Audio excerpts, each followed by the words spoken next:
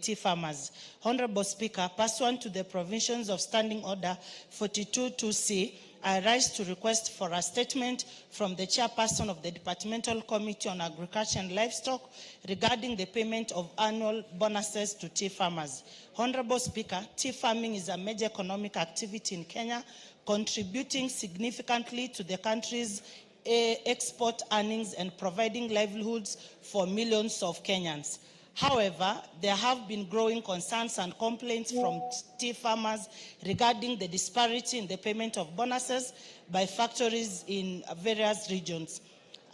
Tea farmers in some regions, such as Kisii County, Nyamira County, and parts of Rift Valley, receive significantly lower bonuses compared to their counterparts in other regions, despite similar input and production levels.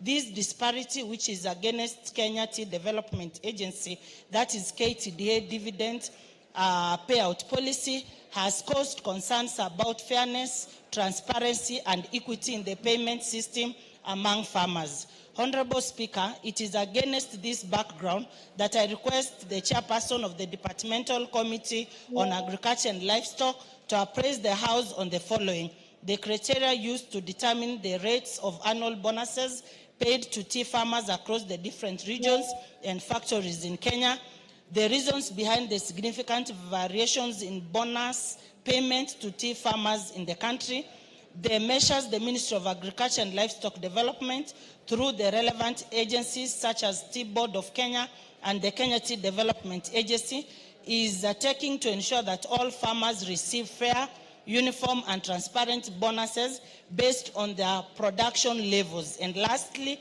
the timeline within which the ministry will address the disparity to ensure that tea farmers across the country are treated fairly. Thank you, Mr. Speaker.